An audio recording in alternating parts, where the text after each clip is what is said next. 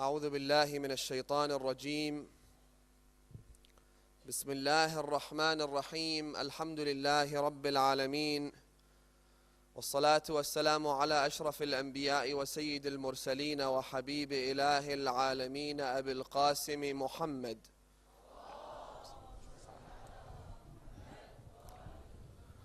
وعلى آل بيته الطيبين الطاهرين المعصومين المكرمين الغرر الميامين، سيما بقية الله في الأراضين وحجته على الخلائق أجمعين، إمام زماننا وولي عصرنا مهدي هذه الأمة وطاووس أهل الجنة الحجة بن الحسن العسكري، فداه أرواح العالمين.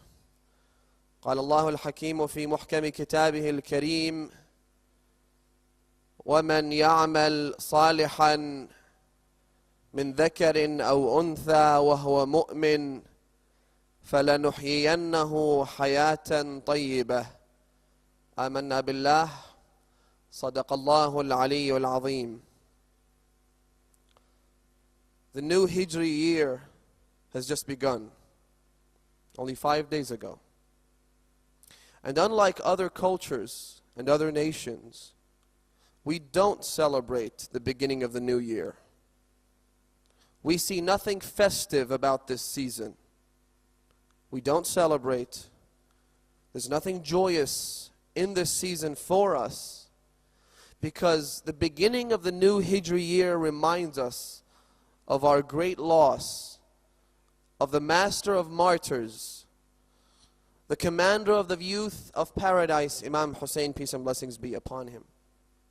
The new year actually brings us also, on the same token, it brings us closer and closer to our final destiny. We are all 1 year closer now to our death. So there really isn't anything to celebrate. And I do find it amusing, in an ironic fashion sometimes, that people celebrate the new year as if they have something to gain from this new year that has just come. They come up with fancy names for the New Year's, and they do everything they can to celebrate. They commit every kind of sin in the name of the new year, but there really isn't anything to celebrate. You are 1 year older, and therefore you're 1 year closer to your grave.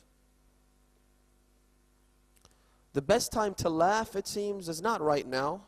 Not because we are putting behind ourselves another year and welcoming a new one. The best time to laugh is when we have fulfilled our duties towards our Creator, the Almighty, All-Merciful Allah, and when we have put this entire life behind us, happily believing that we have fulfilled our duties, that is the best time to laugh, not right now. They say that a man was on his deathbed, he was about to die, and his wife was sitting on his bedside right next to him. She was weeping, she was crying because she was about to lose her husband. And the man looked at his wife and said, "You know, I have cried for 60 years. All my life I've been crying for this very moment. And now, instead of crying, I am as happy as I can be. This is a time for me to celebrate, because I'm about to receive the fruits of my efforts. I'm about to sow the seeds of what I have done. I'm about to enter paradise, where Allah rewards me for everything that I have done. I am most happy at this very moment. You're crying, but I'm happy." The Arab poet has a very interesting poem where he says, وَلَدَتْكَ أُمُّكَ يَا ابْنَ آدَمَ بَاكِيًا وَالنَّاسُ حَوْلَكَ يَضْحَكُونَ سُرُورًا. O son of Adam, when your mother gave birth to you, you were crying. Everybody cries at their moment of birth. That's a sign of the baby being healthy. You were born while crying, whereas there were people around you who were celebrating. They were all happy. They were joyous because of the arrival of this new member of the family. They were happy and therefore laughing, yet you were crying. وَلَدَتْكَ أُمُّكَ يَا ابْنَ آدَمَ بَاكِيًا وَالنَّاسُ حَوْلَكَ يَضْحَكُونَ سُرُورًا فَاجْهَدْ لِنَفْسِكَ أَن تَكُونَ إِذَا بَكَوْا فِي يَوْمِ مَوْتِكَ ضَاحِكًا مَسْرُورًا. Do something so that on the day of your death, everyone will grieve, everyone will mourn, everyone will cry, but you shall be laughing. You will be celebrating that day, the day of your death. We've got all the time to laugh in the grave. We've got all the time to enjoy every second of paradise. Now is just not the right time to be celebrating all the time. I mean, you see some people that they're looking for excuses to celebrate.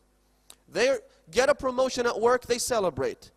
They pass the test at school, they celebrate. A new year comes, they celebrate. Their birthday comes, they celebrate. Their aunt's birthday comes and they celebrate. They're looking for excuses to celebrate because we have been accustomed to a life where pleasure is a sacred value. We have to please ourselves at all times with whatever excuse that we can find. Yet as I said and explained last night, there is more to life than here and now. The next life, the eternal life, where we will be spending far more time in eternity than we will spend in this life. That life is just too great for our minds to even comprehend. What's it like on the other end? Well, frankly, our brains don't have the capacity to comprehend the greatness and the beauty of the life in eternity, of the life in heaven. It would be like trying to explain the internet to an ant. It's futile. You can never do it. Words have not been invented to explain the beauty of the next world if, and only if, we were good people in this world.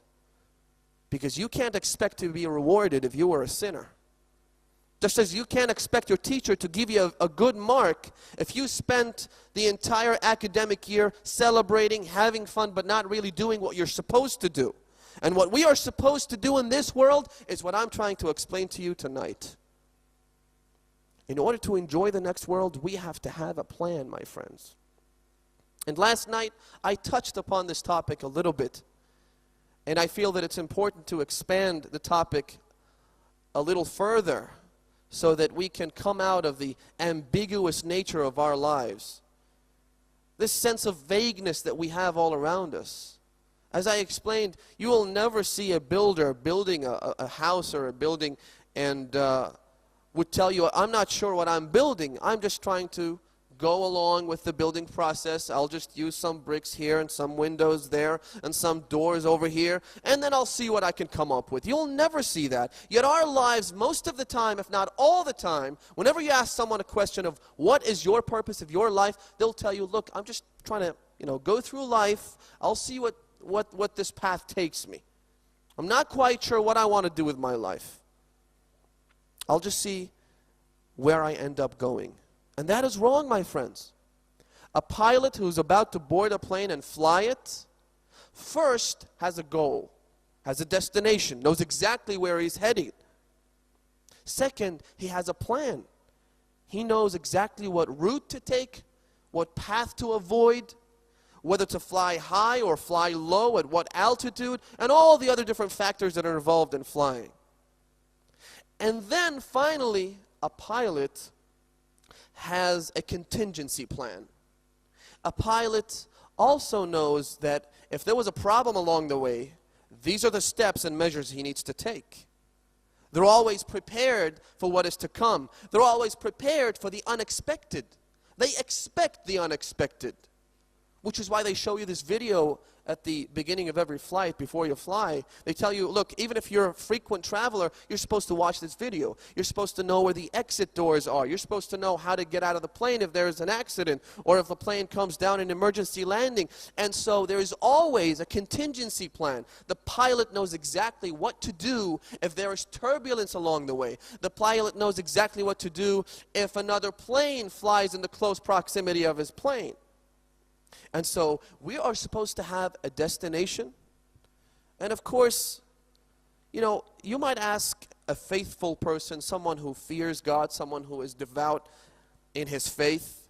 You ask him, what is your destination? And most of the time, you know, let's give people the benefit of the doubt. Most of the time, they'll tell you, my ultimate goal in life, my ultimate goal is to satisfy my Creator. And it is to worship Allah subhanahu wa ta'ala. And so they sometimes mention the verse, وَمَا خَلَقْتُ الْجِنَّ وَالْإِنسَ إِلَّا لِيَعْبُدُونَ. But we all know that, you know, إِلَّا لِيَعْبُدُونَ. It's all good. We all believe in it, and we all tell each other that this is our ultimate goal. But is this really our ultimate goal? Because if you had a specific goal, a specific destination, the XY coordinates of a specific location to which you are headed, then there's only one way you can take that will make you reach that destination, right?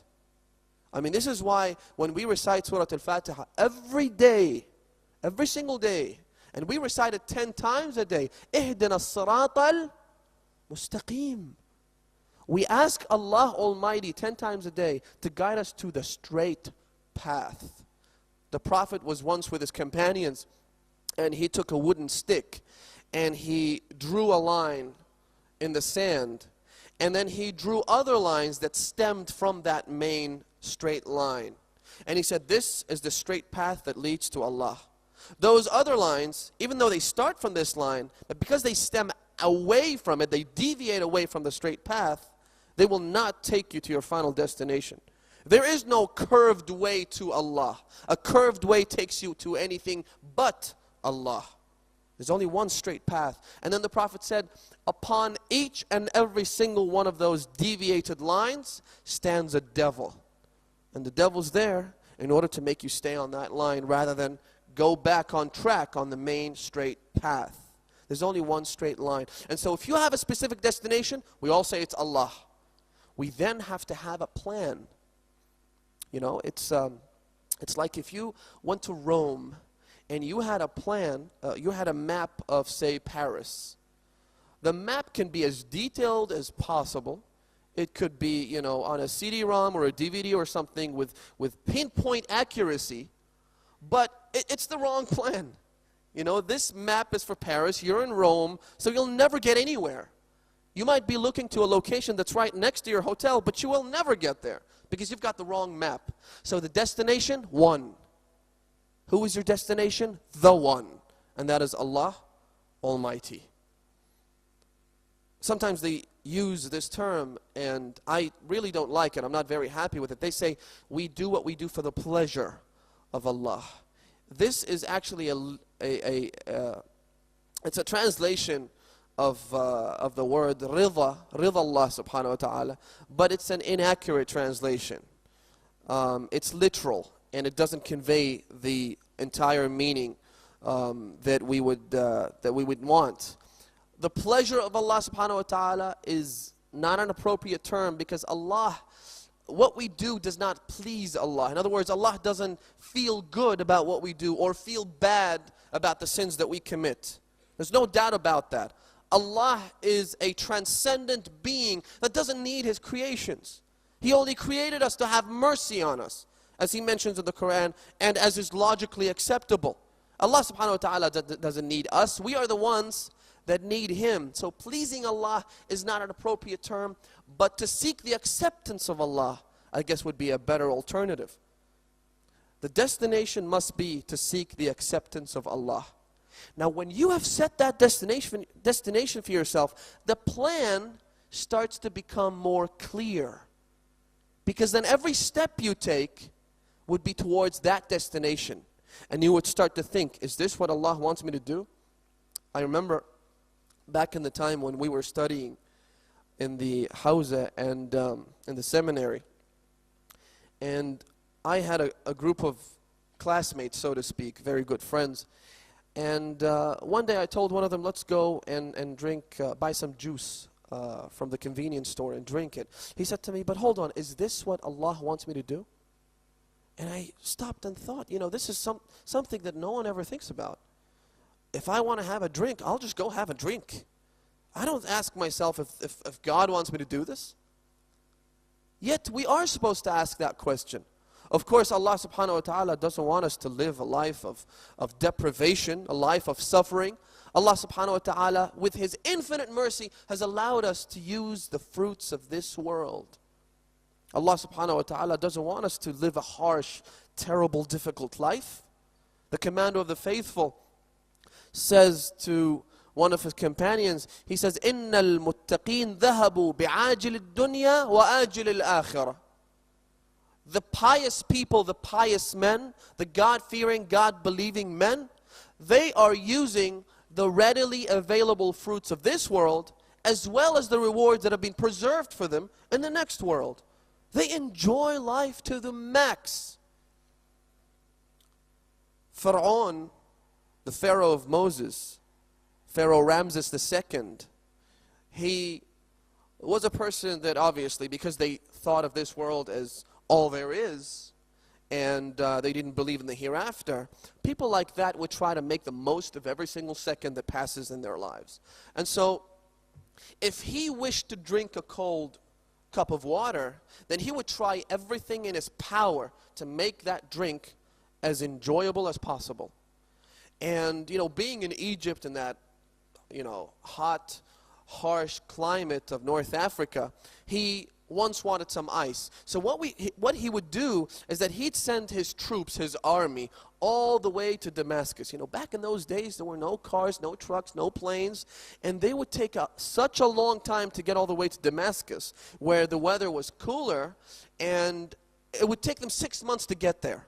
After they got there, they would take a big chunk of ice, like a iceberg size, and they would drag it all the way back to Egypt. And that, again, would take another 6 months for them to get back to Egypt. And by the time that big block of ice got to Pharaoh, it was a small ice cube, and he would place it in the cup and drink it. So he's trying to make the most of every second that passes. He doesn't care if he had to sacrifice his entire army. He doesn't care if people had to die along the way and take them a whole year to get that little ice cube. He wants to enjoy it. Muawiyah was a man known for overeating. And this was obviously as a result of the Prophet's prayers when, you've probably heard of this, but the Prophet once asked for Muawiyah to come, and Muawiyah didn't. He sent the messenger back saying, I'm too busy eating. The Prophet is calling upon him and he says, I'm too busy eating. The Prophet sends back the messenger and he comes back and says he's too busy eating, he can't come. A third time the messenger goes to Muawiyah and he comes back to the Prophet and says, I'm too busy eating. So the Prophet says, La ashba Allahu lahu batna. May his stomach never be filled. And so this was the prayer of the Prophet answered. Muawiyah would eat so much until he gets knocked out, because he would never reach satiety. He would never be fed up with food. And his food, now get this, he would eat so much, and even the quality of the food was, chosen by Muawiyah so that he would make the best of his time on this low earth. What he would eat is, he would take small birds and pigeons, he would slaughter them, get their brains out. Now, a pigeon's brain, I'd imagine, would be very, very small. It's not something that would get anyone to feel fed up, much less Muawiyah. So I can't imagine how many pigeon brains he would have for food, and he'd mix it with honey and eat. I mean, subhanAllah, Imam Ali used to eat bread, that was so hard. It was so hard that Imam Ali, the one who broke the gate to Khaybar, had to break this bread on his feet. And yet I feel that Imam Ali had a better time on this world than Muawiyah or Fir'aun. So Islam is not a religion that says you should be living a harsh life. However, there are restrictions. So once the destination is set, you take the straight path towards that destination. Things become clearer. And the Prophet says to Abi Dharr al-Ghifari, may Allah be pleased with him, one of the best and most loyal companions of the Prophet, as well as Imam Ali. He says to him, Ya Aba Dharr, فَلْتَكُنْ لَكَ فِي كُلِّ عَمَلٍ نِيَّةٌ.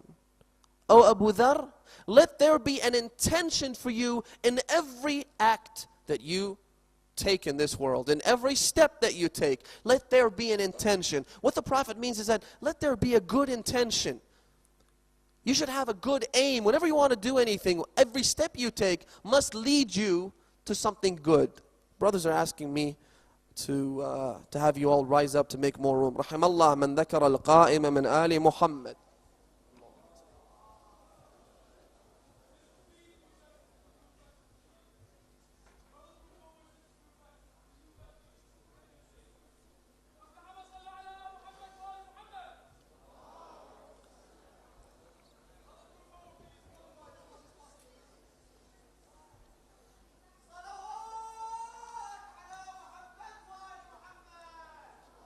اللهم صل على محمد.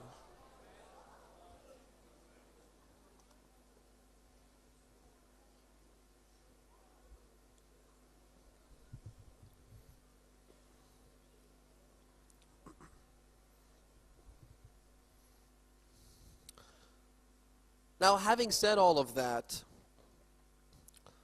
as we said earlier in the pilot example, there are always unexpected turbulences that might come along the way. In our lives, that turbulence is the equivalent of suffering, problems, obstacles. And in this life, in this earthly life, suffering, problems, and obstacles are a must. In fact, to say this, problem-free life, this by itself is an oxymoron. You cannot have a problem-free life, because this world was never meant to be a perfect utopian paradise. That's exactly why Allah created paradise, so that there, suffering would have no meaning whatsoever. In this world, however, we have problems. Now, some people, and I want to get into the main topic of tonight, some people use the subject of suffering to refute the existence of the Almighty Allah subhanahu wa ta'ala. They tell you that if you say that Allah is all merciful, He's infinitely merciful, and He's also all powerful, then there must be no suffering in the world. Because, and this is the example they mention sometimes, if you walked into a hospital, into an emergency room, and you saw the patients scattered around, each one suffering, some of them screaming, some of them on their way to death, if you saw that, you had compassion for them, you'd feel bad. And if you had the power and the ability to relieve them of their pain, would you not do that? Wouldn't you help them? Of course you would, wouldn't you? So they say that if there continues to be suffering in this world, God is all merciful and He's all powerful, yet He doesn't do anything about the suffering, therefore He doesn't exist. That is their logic. And of course this logic is flawed from many aspects and many ways. And there are many different ways to respond to this and to refute it and to rebuke it. But I think the counter argument for that, the counter question, would be this. First of all, if there are problems in the world, if there is evil in the world, why blame God for the evil that takes place? The question we should be asking is, why is there evil within ourselves? Why are there evil inclinations that push us towards bad acts in this world anyway? Why is it, for example, that many of us, if not all of us, would end up taking a towel after they stay at a luxury hotel? Why is it that if we saw $100 or £100 note lying on the ground, most of the time we would take it, we would pick it up if no one was looking, despite our firm belief that the owner would feel bad if he couldn't find his note? Why would we take it? Why is it that most men would go to the extreme with an attractive married woman if they knew that they were not scrutinized by the public eye? Why is it that some women cheat on their husbands if they felt that they were safe from their wrath?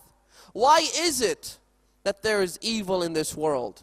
Why is it that, big boys bully their, young and helpless peers after school hours? Why is it that people commit crimes? Why is it that people steal? Why is it that people kill? Why is it that people would do everything it takes to satisfy their desires? Why? And I'm talking about myself. Why would I do those things sometimes? Because we as individuals, we form the building blocks of society. If I'm bad, and you're bad, and he's bad, and she's bad, the whole society is bad. Now when we say society, we're talking about the individual entities who are none but you and I. So why would we do all those things? It's all about the test. Allah never forces us to do evil things. You know, sometimes atheists ask you, if Allah is all merciful, why would He create the devil? Allah subhanahu wa ta'ala created the devil just as He created you and I. And Allah never made the devil 100% evil. Allah gave the devil the choice between good and evil. He chose bad. He chose evil. Just as He's given us the choice between good and evil, and sometimes we choose good, sometimes we choose bad.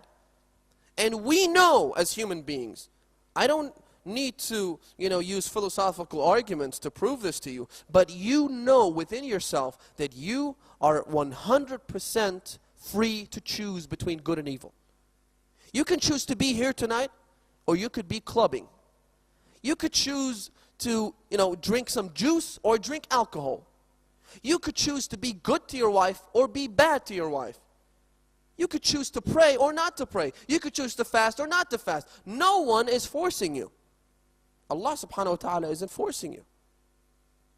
So why would some people go to the extreme and commit evil acts? It's about the test. Allah subhanahu wa ta'ala gave us the choice. Sometimes we make bad choices.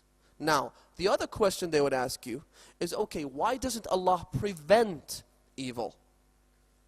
There's something evil that I have in mind, I have intended to do. Why doesn't Allah prevent me to do that? Well, because Allah subhanahu wa ta'ala created this whole world and He made it governed by a set of laws. One of those laws was the law of cause and effect. Now, for Allah subhanahu wa ta'ala to prevent evil, He would have to stop the law of cause and effect. He would have to nullify this law.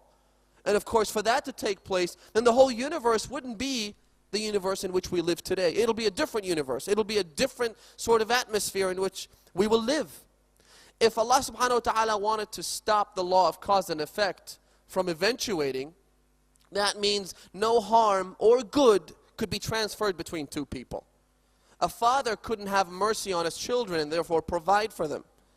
The rich wouldn't provide charity to the poor because, cause and effect makes them do that.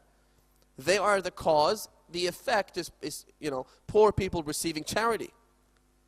Now, if somebody picked a gun towards your direction and shot it, Allah subhanahu wa ta'ala would actually have to prevent the person from shooting at you. But to do that, He's nullified the whole purpose of this life, which is the test. Allah subhanahu wa ta'ala wants to test that shooter, and He gives them a choice to pick up the gun or not to pick up the gun. And Allah subhanahu wa ta'ala is also testing you in different ways. To stop him, He would have to stop you. Now let me give you this example. A university professor who marks the exam papers of his students, all his duty allows him to do is to check the responses of the questions provided and to see if they're correct or not. If they're correct, he would give a good, a mark to the student. If they're incorrect, he wouldn't give him the mark, right? Now, if the university professor decided to intervene and stop the student from giving an inaccurate answer, that would be, the equivalent of committing justice in many different ways. First, the teacher would deprive the student from the ability to learn from his own mistakes. Two, the teacher, the professor, would be committing injustice to all the other students. To stop the shooter from shooting is exactly the same as giving a mark to a student who doesn't deserve it. Allah subhanahu wa ta'ala created a perfect world. He gave us the tools, He gave us the laws, He gave us the ability to choose between right and wrong. And most of the time, He doesn't intervene. Most of the time He doesn't intervene. When He does intervene, that's what we call a miracle. Miracles are divine interventions by Allah subhanahu wa ta'ala to prove a point, to make a point somewhere. And so that's an exception. It doesn't happen all the time. You don't see a miracle every single day. So Allah subhanahu wa ta'ala, if He were to stop evil, then there would be no test, because He would be giving extra credit to people who don't deserve it. He would deprive them of the ability and the chance to ascend spiritually, because through tests and through trials and through tribulations, we ascend on a spiritual level. We learn from our mistakes. We become better people. Allah subhanahu wa ta'ala, if He wanted to stop that, then He would be committing injustice to us. He would be committing injustice to everybody else. And that by itself is wrong. Because Allah subhanahu wa ta'ala wants us to be tested in this world. The whole point is to have us tested. And He doesn't want to nullify that point and that purpose for this world. Furthermore, can Allah commit injustice Himself? Now we talked about whether or not He would stop injustice and evil from taking place. And incidentally, about evil, when we see crime spreading in epidemic proportions in society, instead of blaming God, we should be blaming ourselves. We should be questioning the systems that govern our society. These systems are not perfect because they were man-made, and as we all know, man is not perfect. Man can commit mistakes. They have failed, the systems have failed because they are based on a trial and error basis. And a trial and error system makes errors. Instead of relying on a divine system, a religion that is sent from the Almighty Allah, we rely on trial and error. That's why it fails. It fails because our societies are based on the attainment of pleasure. And so people would do everything it takes in order to satisfy their desires and temptations, even if that means breaching the sanctity of other people's security, for example. The system has failed because we have failed. Why blame God? Why blame Allah who gave us the choice? It would be wrong, it would be as wrong to accuse Allah and to blame Allah. God forbid we ever even think and contemplate that. But that would be as wrong as one accusing the governments, a just government, of having to take the blame, saying that this government needs to take the blame for the problems in society, whereas the government really hasn't done anything. The government has given us the choice. It has given freedom to its citizens. If the citizens abuse the freedom, the governments are not to blame. It's the citizens. When we see that 2/3 of the world is suffering from famine and starvation, instead of blaming God, we should blame the other third of the world, which has been on a rampage of exploitation of the resources, the natural resources of the third world. Why blame Allah? We need to blame ourselves. The commander of the faithful, Imam Ali, peace and blessings be upon him, says in a very beautiful poem, he says, دواؤك فيك وما تشعر وداؤك منك وما تبصر أتحسب أنك جرم صغير وفيك انطوى العالم الأكبر. Your disease is within yourself, just as the cure for that disease is also within yourself. The disease is that our souls, our egos push us towards evil acts. And this is a consistent trend among all human beings. Yet we also have the cure for that disease. We have the aql, we have the intellect, which is a restraint Allah subhanahu wa ta'ala has provided us with. We can stop. Even if someone is on the verge of committing the biggest sin, they can always stop. They always have the choice. Yes, the choice becomes more difficult as you approach the sin and you become closer to the sin and you get closer to the red line, but you always have a choice. Don't say, I have no control over my desires. That is wrong, my friends. Oh, I can't do anything about it. I'm young, I'm beautiful. That's wrong. You always have a choice. So don't go blaming Allah for our problems. We have problems because of what we commit. The disease is within ourselves, as Imam Ali says. Allah subhanahu wa ta'ala doesn't commit injustice. Allah doesn't need to commit injustice. Why would Allah commit injustice? Why do people commit injustice? They commit injustice because they could be ignorant. You know, for example, someone steals something from me and I accuse you of doing it. Now that makes me ignorant of the facts. You're innocent. You really didn't do anything. But because I'm ignorant, I commit injustice by punishing you rather than the real perpetrator of the crime. Now, people might also commit injustice because of wickedness. Someone like Saddam, for example, he enjoys killing people. He enjoys shedding of blood. Hajjaj ibn Yusuf al-Thaqafi enjoys shedding blood. He would shed so much blood. One day, there's a person walking outside the palace of Hajjaj ibn Yusuf al-Thaqafi. And he said, as he was walking, he remembered Allah subhanahu wa ta'ala through these words. He said, Inna lillahi wa inna ilayhi raji'un. La hawla wa la quwwata illa billah. Hajjaj heard him, said, bring him down. They brought him up to Hajjaj. He said, why did you say, Inna lillahi wa inna ilayhi raji'un? La hawla wa la quwwata illa billah. He said, what do you mean? I just remembered Allah. He said, no, those words are usually recited when you are inflicted with a tragedy. When there is a calamity, people say, Inna lillahi wa inna ilayhi raji'un.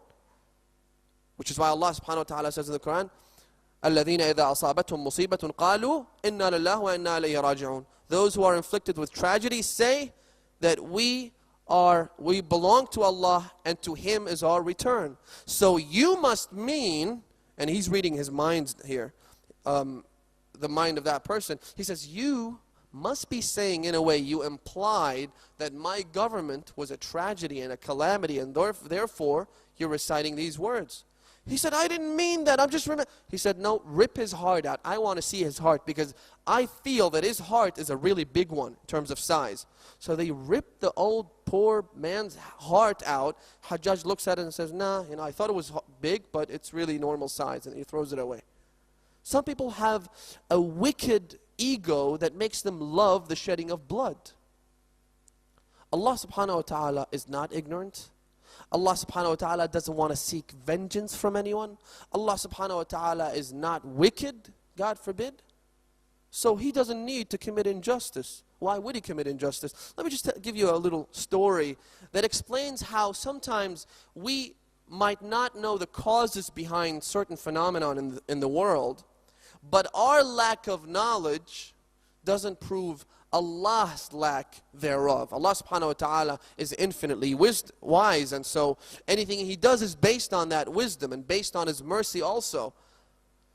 One day, Prophet Musa, upon him and upon our holy Prophet and his holy progeny, be peace and blessings, one day he asked Allah subhanahu wa ta'ala to show him how He applies His justice on His creation. And so Allah orders him, He commands him to go to a water spring, and he goes there, and He tells him to stay over there and to observe the events that take place. Musa goes out there, he waits from a distance, and he observes the spring of water. And then he notices, before long there was a horseman that approached the spring, and he started freshening up, drinking water, washing his face, and so forth. When the horseman left the scene, he left a bag full of golden coins, full of money. Unintentionally left it there, so he left. After a while, a young kid walked by. When he came to the spring, he noticed the bag full of golden coins. And so when he realized that there was no one looking at him, he picked up the bag and he left the scene quickly. After that, after a while, Musa was sitting down and observing. An old person walked and he reached the spring and he started preparation for prayers, doing wudu. Imagine an old, poor, innocent man. He came to the spring and he started doing wudu.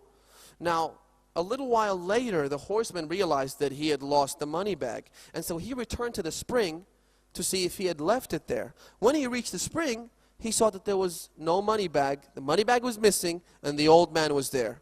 So he accused the old man of taking the money bag. He accused him, and after a quarrel that took place between the two people, the horseman picked his sword and he killed the old man. Now Musa is sitting down in amazement and wonder, thinking, what is going on? He asked Allah to show him His justice, and this is what he got. So then Allah revealed to Musa. He said, that horseman had stolen that money from that child's father. Now, the child had taken the money. It was unintentional, unintended, but it was rightfully done. The child took the money which belonged to his father. Now, the old man had killed the father of the horseman. The horseman didn't know that. The old man didn't know who this person was. But because he was accused of stealing the money, the horseman came back and killed him. And he sought vengeance for his father's blood. And so justice was served. Allah subhanahu wa ta'ala does not need to commit injustice. Anything He does is a part of His bigger picture, His divine plan for all of us. And everything that happens to us is a result of the law of cause and effect, which is exactly why Islam commands us and makes the obligation of enjoining the good and forbidding evil, it makes it a part of the pillars of Islam. And each and every one of us actually needs to prevent evil, because that evil might reach me one day. You know, it's not about the other person. If you see someone that doesn't pray, that act by itself might touch you, might reach you at some, certain stage in the future. It might not happen right now, but it will get to you. If you see someone that drinks alcohol, you need to prevent that. Obviously, the way you would prevent it, the way you would go around preventing, you would really have to be careful, You can't do anything that you want to prevent that act. You have to start with good exhortation, as the verse tells us. "Ud'u ila sabili rabbika bil hikmati wal maw'izati al hasana wajadilhum billati hiya ahsan." Call unto the way of your Lord bil hikmah, with wisdom. You start with wisdom. Don't be violent from the first instance. Be wise. And so you try to convince them to stop doing the evil act that they do. Now, if that doesn't work, good exhortation. You invite them to the way of Allah subhanahu wa ta'ala with good exhortation. Because sometimes one might, have a special style of exhortation. A father might tell his son that you have to go to school tomorrow. The son doesn't want to go to school, but he ends up going to school because he's afraid of his father. The father didn't threaten him, but because he's afraid of his father, he goes to school. Now, the minute that father disappears, goes on a trip or something, the son stops going to school. And so Islam is telling us, call unto the way of your Lord with good exhortation, not just any exhortation. Don't use your position of power to force people into doing things they're not convinced to do. And if you're going to argue with them, وَجَادِلْهُمْ بِالَّتِي هِيَ أَحْسَنُ. If you're going to have to argue with them, don't argue just to prove yourself right, which is it's something that a lot of us do sometimes. I want to prove myself right. I want to say that, I want to say what I say because I'm a Muslim and I'm right. No, that is not the intention that we must have. If you're going to argue, argue in a manner that is best. Allah subhanahu wa ta'ala says in the Holy Quran. Now those atheists, they use the suffering argument to disprove Allah subhanahu wa ta'ala, to tell you that He doesn't exist. But if you were actually to go to the roots of atheism and try to find the answer to the question, why do some people reject God, you would find many different answers. First of all, some people reject God simply because they have a perverted view of the attributes of the divine deity. For example, some people are brought up thinking that Allah is, or God is, the old bearded guy upstairs who's holding a lightning jolt, and a halo on his head. This is their perception of God. Now when they grow, when they develop, they start thinking, this can't be God. Someone bearded guy sitting on a cloud using the lightning jolt against people. That's not God. And so they reject God because they feel that they have fallen prey to the deception of the divine deity. Some people might reject God because, they've been told since childhood that their God is this cow, all right, or this monkey. And so after a while they realize this cow is, it's more ignorant and more in need than human beings themselves. This cow needs me to survive sometimes. It can't be my God, can't be my creator. I believe I mentioned this in another majlis last year. I walked into a Buddhist temple, and with all due respect to all other religions, we're not trying to attack anyone, but I'm just providing an example to show how Allah subhanahu wa ta'ala with His infinite mercy has guided us to the straight path, and how much we should be thankful for this. I walked into the Buddhist temple, and there was a female guide that would tell you what everything stands for, and there was a big statue of a man with 1,000 hands, and in each hand he was holding some kind of a tool, like a sword or a spear or something like that, or a dagger. And I said, "Is this your God?" She said, "No, that's not our God. That's just a holy man that left Persia and he went to China and he preached goodness and so forth. And so we revere him by creating a statue of his image." And then I noticed someone actually prostrating before that. I said, "But I just saw someone prostrating before it. So is that your God?" She said, "No, that's not our God." I said, "All right, who's your God? Let's talk about your God. Let's talk about the basics. Forget the hands, forget what they stand for. Who is your God?" And she said, "I'm a God. You're a God. We're all gods." And as fantastic as that may feel, it's wrong. I told her, "Look, with all due respect, I am not stupid. I know I'm not a God. I know I didn't create myself. You know you didn't create yourself.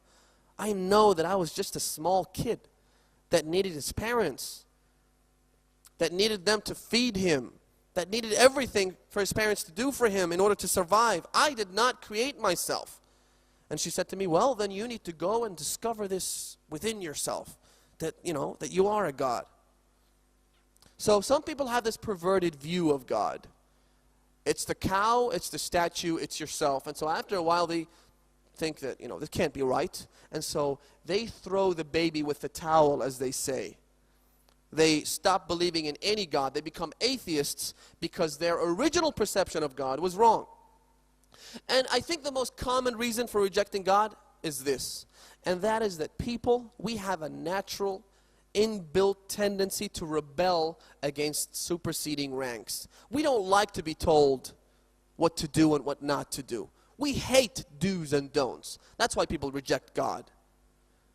There was a person by the name of, I believe it was Alfred Huxley, or David Huxley, can't remember the first name. He wrote a book, and in that book he said, "I like to think that this life is meaningless because to believe in a religion and to believe in a divine deity, to believe in a God, would restrict my sexual freedom."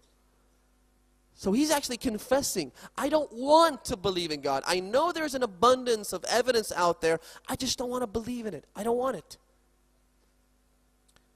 So, perverted view of God. Incidentally, let me tell you this. It's actually interesting, this one. In the Bible, and again, with all due respect to Christians, our Christian brethren, our Jewish brethren, and the people that adhere to other religious schools of thought, we respect them, and we always call for interfaith dialogue, and we like these dialogues to go on because they create harmony, they create understanding, and they build bridges between different nations and societies, and there's always a lot to learn from each other. But again, as an example of how the perception of God can be perverted to an extent that makes people disbelieve God, in the Bible, in the section Genesis 32:24, there's a verse about Jacob. And, as you know, Jacob was a holy person, a prophet. Now, this verse says that Jacob, as he was going to Israel, he was accompanying his family, and he was going towards Israel. When he reached the West Bank, he had an incredible epiphany. An epiphany is a strange encounter that one would have with God. Now, what he saw was, truly amazing and very funny at the same time. There was a person, a stranger, that came down and he wrestled with Jacob all night. Go back to Genesis 32:24 and you'll see it. He wrestled with Jacob all night. Now, before sunbreak, before daybreak, this stranger told Jacob that I have to leave now. Why? Because he's a spiritual being. And spiritual beings, like ghosts, they don't appear in daytime, but only at nighttime. And apparently, Jacob beat that stranger. He beat him in the wrestling. And, you know, they were wrestling all night, and Jacob beat him. That's why that stranger told Jacob, he begged him to let him go. And Jacob wouldn't let him go. You know, and this stranger apparently was God. Which is why Jacob at the end says that he calls that place where he had this strange encounter with that stranger, he calls that place Penai-El, or the face of God. He says, I have seen the face of God and I have survived. Now, get this. God Almighty, the creator of the universe, comes down in human form, wrestles with Jacob, and loses, and it's a knockout. You know, I remember I told this to one of my friends, and he goes, yeah, go Jacob, you're my man. Jacob defeats God in a wrestling contest. So this is some people's perception of God. And he calls the praise. And then, you know, what follows is also interesting. He begs Jacob to let him go, but Jacob says no. You know, he's sitting on his chest, I'd imagine, and he's punching him into the face. And then he says to him, I won't let you go until you bless me. And he says, all right, I'll bless you. I'll even throw in a prophetic lineage if you like. Just let me go, please. And he eventually blesses him. That's why Jacob lets go of him. Wrong perceptions of God means that when people grow, when people develop, at the end they will say, forget it. I don't want to believe in God. So again, wrong perceptions, rebelling against superseding ranks, and the argument of suffering, which, as we explained, is totally insufficient to disprove the existence of the Almighty Allah subhanahu wa ta'ala. Why do we suffer? It's the result of our own actions. It's a result of our own actions. دواؤك فيك وما تشعر وداؤك منك وما تبصر أتحسب أنك جرم صغير وفيك انطوى العالم الأكبر. In the words of the commander of the faithful, it's because of ourselves. Sometimes Allah subhanahu wa ta'ala wants to have us suffer so that we can know that we are nothing, that we're just insignificant slaves of Him. That's all we are. Sometimes you see people that say, me, I, you know, or the royal we. They think they're something important, but we're really nothing. Imam Ali explains this in a very bold way, but it's, you know, the most descriptive words about the nature of human beings. Imam Ali says, أوله نطفة نذرة وآخره جيفة قذرة وبينهما يحمل العذرة. Again, this is really bold and striking, but it's true. And truth can sometimes hurt, but this is the reality of all of us. Imam Ali says the beginning of man, the beginning of every human being, is a filthy clot of blood. This is what we are. And the end is a rotten corpse, and in between, we are a carrier of feces. That's all we are. And you see people that go out there and say, أَنَا رَبُّكُمُ الْأَعْلَى, as Pharaoh Ramses II said. Have you seen his picture? You can look it up on the internet. He looks like any other average looking peasant. You know, he's really thin, he's pretty much dark skinned, and he looks like everybody else. أَنَا رَبُّكُمُ الْأَعْلَى, I am your great Lord, he used to tell the Israelites. Allah subhanahu wa ta'ala wants to say, you're nothing. You're nothing but a blood clot and a rotten corpse and a carrier of feces. Imam Ali, again in another tradition, he says, Miskinun ibn Adam. Miskin, poor son of Adam. Imam Ali has sympathy for son of Adam. Why? Because of three things. تؤذيه البقة. A fly, a mosquito, can really, really move our nerves and get us to become really angry. A simple, insignificant fly. تؤذيه البقة. تقتله الشرقة. You might eat something or drink something and not be able to swallow it, and you could choke because of it and then die. A small, a little amount of water or something, a bite from a sandwich or something, that could kill you. تؤذيه البقة تقتله الشرقة وتنتنه العرقة. And a little bit of sweat leaves him stinking. This is man. This is the royal we. Suffering is there to remind us that we're nothing. And suffering is always there, which is why Imam Hussein, may God's peace and everlasting blessings be upon him, one of his final words on the day of Ashura, just before he got killed, is a word that summarizes the entire world and all the suffering, all the carnage, all the bloodshed, all the pain that we see in the world, in the most descriptive words ever. He says, "Ad-dunya hulwuha wa murruha hulum." The sweet part as well as the bitter part of this world is nothing but a dream. It's no matrix, but it's nothing but a dream. It passes. Ad-dunya taghurru. The world deceives, Imam Ali says. The world deceives. Taghurru wa tadurru. And it harms. Wa tamurru. And then it ends up leaving you behind. This is all the world. الدنيا حلوها ومرها حلم. Now when Imam Hussein, when you have a person of that mentality that treats everything in the world, treats the bitter part and the sweet part as nothing but a part of a dream that will end upon his death, he doesn't care about it. He doesn't care what happens to him. And that's why he sacrifices everything that he has in the way of the final destination that he has chosen for himself. Because he knows that the hurt, the pain, the bloodshed is nothing but a part of a dream. And so the dream will end. I know. When I'm having a nightmare, I feel bad. I start to sweat. My heart races. But it's nothing but a dream. And if you know that it's a dream, you won't feel as bad either, would you? People suffer. People get scared from nightmares because they don't know it's a dream. They feel it's reality. But if you knew it was a dream, would you be scared? Would you be hurt? No, you wouldn't. الدنيا حلوها ومرها حلم. And so he gives everything he has in the way of Allah subhanahu wa ta'ala, including all of his companions. They also came to that realization.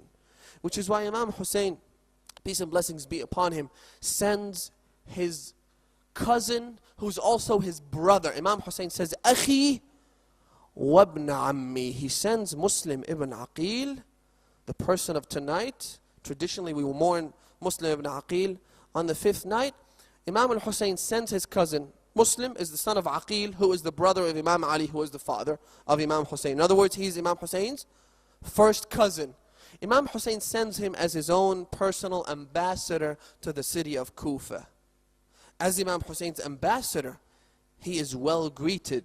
He is welcomed by the masses. The same people that sent all those letters to Imam Hussein, all the letters and all the petitions asking Imam Hussein to come and to lead them, the same people went out and greeted Muslim ibn Aqil on the outskirts of Kufa. Muslim ibn Aqil was warmly welcomed. He was given a great hospitality. And he was let into their homes and houses. Muslim ibn Aqil walked into Kufa as a king. Yet one day later, Muslim ibn Aqil was all alone. You know, if, say God forbid, you have a disagreement with your parents, you fight your parents, you know, and this should really never happen, because your parents, my friends, and I'm saying this as a person who went through the same experiences as you, who is not much older than you are. Your parents are the only people that want you for you. Everybody else wants you for themselves, for their own personal fulfillment and enjoyment. Your parents don't want anything from you, but for you to be a good person, for you to have a healthy, enjoyable life, a fulfilling life. But say that happened, God forbid. Now, you have your family, you have your friends, you have your relatives to go to. Muslim ibn Aqil was left walking through the narrow streets and alleyways of Kufa, not knowing where to go. And this was the city where Muslim ibn Aqil lived. He lived for such a long time in Kufa because his uncle was the king of Kufa. Imam Ali had Kufa as his capital city. Muslim ibn Aqil was not a stranger in the city of Kufa. Everyone knew Muslim ibn Aqil. He was there with Imam Hassan and Imam Hussein. They were one group all together at the same time, and they would harbor if there was a stranger in the city. They would give him shelter, they would help the poor, they would extend whatever help they could to others. And yet Muslim ibn Aqil had to be all alone tonight, walking in the streets and alleyways of Kufa, not knowing where to go, until he reached the house of an old lady. She was standing outside. He looked at her and said, "Could I have a cup of water?" She said yes. She walked in, and she had a little girl, a daughter. She stayed outside while she went in to bring the water in. When she came out to give him the cup of water, she noticed that her daughter was crying. She said, "What happened, my girl? Did this strange man do anything to you?" She said, "No, my mother, but I just heard him say that I don't have any tribe and I don't have any friends in this city. I felt sorry for him, and that's why I'm crying." So she said to him, "Who are you?" He said, "I am Muslim ibn Aqil." She said, "You are the ambassador of my master Imam Hussein, and you're all alone? Please come into my house. My house is all yours. You can stay here for as long as you like." So Muslim ibn Aqil went in. He spent that whole night praying, supplicating, worshipping. And this was the habit of the people of God. The people that worshipped Allah, whose goal and main aim and intention was none other than Allah.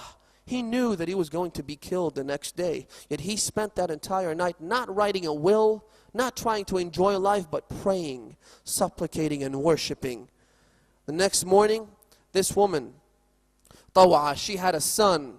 This son was a bad person, and he realized that, because there was a reward offered on the head of Muslim ibn Aqil, he realized that he was in his house, and so he went and told Ibn Ziyad, Ubaydullah ibn Ziyad. He told him that Muslim ibn Aqil is indeed in our house. And so Ubaydullah ibn Ziyad, the governor of Kufa, he sent a whole contingent of troops in order to capture Muslim ibn Aqil. Some reports say 70 people, some say as high as 300 people came to capture Muslim ibn Aqil. And he put up a fierce battle. He left the house out of fear that they might put the house on fire. And so he left the house. He put up a very courageous, fierce battle with them. And at the end, he killed 40 of them. And so the commander of the troops sent a messenger back to Ibn Ziyad. And he said, "Send us backup. We need help." And so he sent the messenger back saying, "What? It's but one man you're trying to capture. Why do you need more backup and more support?" He sent the messenger back saying, "Do you think you have sent me to a street merchant of the city of Kufa? You have sent me to the nephew of Ali ibn Abi Talib. You have sent me to the most courageous man. I need backup." And so he sent him more people to help out in the fight. And in the battle, Muslim ibn Aqil fought fiercely. And at the end, his legs were broken, his hands were broken, and his 2 lips were cut off. And he fell in the hands of his enemy. They came, they arrested him, they picked him up, they put him on the back of a horse, they took him to the house of government. If any of you goes to the city of Kufa today, you will notice one thing that is so striking and so clear. The area, the land where the house of government laid is now nothing but an empty piece of land, whereas the shrine of Muslim ibn Aqil is the place that is visited today by hundreds of thousands of men and women on an annual basis. People go and pay their tributes and their respects to Muslim ibn Aqil, who has a golden dome, and yet the house of government, which is right next to it, is an empty block of land, which is a sign that reminds us, my friends, that that tyranny does not last, and that the oppressive tyrants do not live forever. They took him to Ibn Ziyad, Ubaydullah ibn Ziyad. As he was walking in, he was so thirsty. He asked for some water. One of the men of Ibn Ziyad was standing by. He said, "You will not drink a drop of water until you drink from the waters of hell." He said, "You are threatening me with the waters of hell? You will be the first person to enter hellfire." And so he walked in, and as soon as he walked into Ibn Ziyad, he stood there and he started crying. Ibn Ziyad said to him, "A man like you, a man who anticipates paradise, a man who does not fear death, why are you crying?" He said, "It's not myself that I cry for. I am crying for the man who is right now headed towards Kufa, thinking that the people of Kufa will be loyal to him. I am crying for Imam Hussein and his family. I am crying for Imam Hussein, who's also bringing his entire family with him. Oh Hussein, don't come because they will kill your 6-month-old infant. Oh Hussein, don't come because they will kill Ali al-Akbar, your 18-year-old son. Oh Hussein, don't come because these people will kill your 3-year-old daughter Ruqayya. Oh Hussein, don't come." And then he cried, and after that they offered him some water to drink before they killed him. He took the cup of water, he tried to drink, but the cup was quickly filled with blood because of all the blood that was coming from his lips that were cut. He was heavily wounded, broken in his arms and his legs. He couldn't drink that cup. They filled the cup again with water. He tried to drink, but it would be filled with blood again. A third time he was offered water, but the cup was once again filled with blood. And it's as if Muslim was saying, I don't want to drink water, and I want to die thirsty, just as my brother Hussein will die thirsty. And he didn't drink anything. They took him on top of the building. He stood there. He told the man that was about to execute him, he said, "I want to pray once more for my God." Is that what we would have asked on the last moment of our lives? He said, "Pray as much as you want." He prayed 2 raka'at, and then he looked towards the city of Karbala. He said, "Assalamu alayk ya Aba Abdullah. Assalamu alayk ya Hussein ibn Ali." Once again trying to make his voice reach Imam Hussein. "Oh Hussein, don't come because they will kill you. I was the one who sent you a letter telling you that they've all given a pledge of allegiance to me, but these people have betrayed me, and they will betray you, and they will kill you, ya Aba Abdullah." And people were standing down, they were standing on the streets not knowing what's going to happen. Some of them said that Muslim will be released. Some said he will be imprisoned until Yazid says what he should be done with. And as they were discussing this, as they were talking amongst each other, they saw the body of Muslim ibn Aqil, the decapitated body, fall onto the ground, and then the executioner threw his head along with him.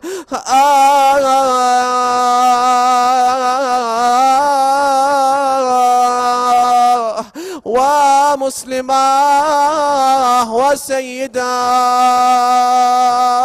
When the news of Muslim's death reached Imam Hussein, it was the biggest shocking news that Imam Hussein and Ahlul Bayt had received. It was the first sign that the people of Kufa were about to betray Imam Hussein, just as they betrayed his brother and his father Imam Ali. When Imam Hussein heard about that, he cried so much, and everyone cried along with him. And then Imam Hussein remembered that Muslim had a daughter that accompanied Imam Hussein.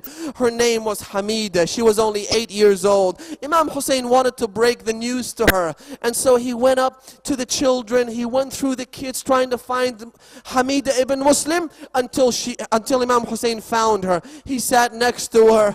As he was crying and shedding tears, Imam Hussein wiped his hand on her head because she sensed something was wrong. This was the treatment the orphans would receive from Imam Hussein. She looked at him and said, "Oh uncle, has something happened to my father Muslim?" Imam Hussein then said to her, "Ya bunayya, ana abuki wa banati akhawatuki." I'll be your father, and my daughters will be your sisters. تقلا أشوفك يا بن سيد البرية، تقل أشوفك يا بن سيد البرية، يا صنعت صنع اليتامى اليوم بي، صنعت صنع اليتامى اليوم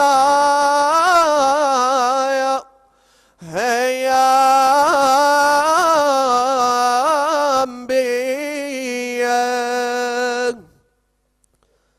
لا حول ولا قوة إلا بالله العلي العظيم. إنا لله وإنا إليه راجعون. اللهم إنا نسألك وندعوك باسمك العظيم الأعظم الأعز الأجل الأكرم، يا الله يا الله يا الله يا الله يا الله يا الله يا الله يا الله يا الله يا Allah. There's a very sick boy that needs your prayers and your supplication, so we will recite this verse so that Allah subhanahu wa ta'ala would cure him. أَمَّن يُجِيبُ الْمُضْطَرَّ إِذَا دَعَاهُ وَيَكْشِفُ السُّوءَ، أَمَّن يُجِيبُ الْمُضْطَرَّ إِذَا دَعَاهُ وَيَكْشِفُ السُّوءَ، أَمَّن يُجِيبُ الْمُضْطَرَّ إِذَا دَعَاهُ وَيَكْشِفُ السُّوءَ، أَمَّن يُجِيبُ الْمُضْطَرَّ إِذَا دَعَاهُ وَيَكْشِفُ السُّوءَ، أَمَّن يُجِيبُ الْمُضْطَرَّ إِذَا دَعَاهُ وَيَكْشِفُ السُّوءَ. اللهم إنا نسألك بحق المضطر الذي تجيبه إذا دعاك وتكشف السوء. اللهم إنا نسألك بحق فاطمة وأبيها وبعلها وبنيها والسر المستودع فيها أن تعجل في فرج إمام زماننا يا الله. اللهم واجعلنا من أصحابه وأعوانه وشيعته ومحبيه والذابين عنه والممتثلين لأوامره ونواهيه. اللهم اقض حوائجنا، شاف مرضانا خاصة المريض المنظور. اللهم أد ديوننا، أعدنا إلى أوطاننا سالمين غانمين. اللهم أيد وسدد علماءنا العاملين، مراجعنا العظام، خاصة سماحة آية الله العظمى السيد علي السيستاني. اللهم احفظه بحفظك وانصره بنصرك. اللهم وارحم موتانا وموتى المؤمنين، وإلى أرواحهم نهدي ثواب سورة الفاتحة مع الصلوات.